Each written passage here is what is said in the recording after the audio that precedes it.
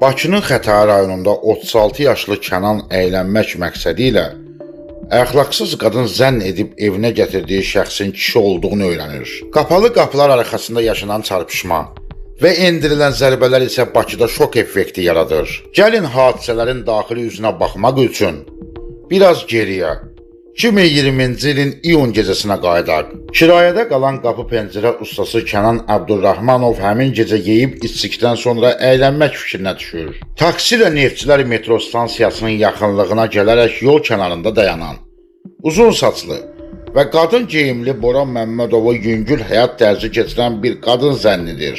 Şəxslər 50 manat pul müqabilində yaxın əlaqəyə girmək üçün razılaşaraq Kənanın kirayə qaldığı mənzilə gəlirlər.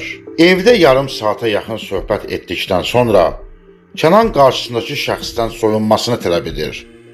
Lakin Boran əslində qadın olmadığını, sadəcə qadın geyimində kişilərə xidmət göstərən bir kişi nümayəndəsi olduğunu bildirir. Aldadıldığını anlayan Kənan dərhal əlaqədən imtina edir və getməsi üçün ona 36 manat pul verir.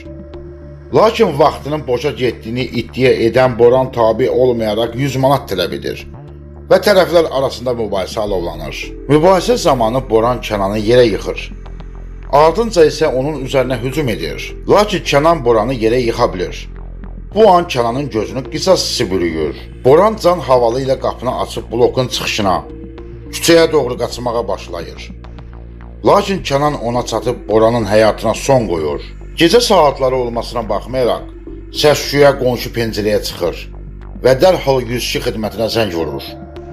Lakin Kənan ilk gələn polislərin gözündən yayınmağı bacarır. Kənan mərhumun əşyalarını zibil kutusuna tullayır və səhər saatlarında 20 yanvar metrosunun yaxınlığından Kürdəmir rayonuna, valideynlərinin yanına qaçır. Lakin törətdiyi əməldən xəbər tutan atasının təkidindən sonra iyunun 20-si səhər saatlarında gizləndiyi kimsəsiz tikilidən çıxaraq polisə təslim olur. Məhkəmədə zərər çəkmiş şəxsin qardaşının ifadəsi də diqqət çəkir.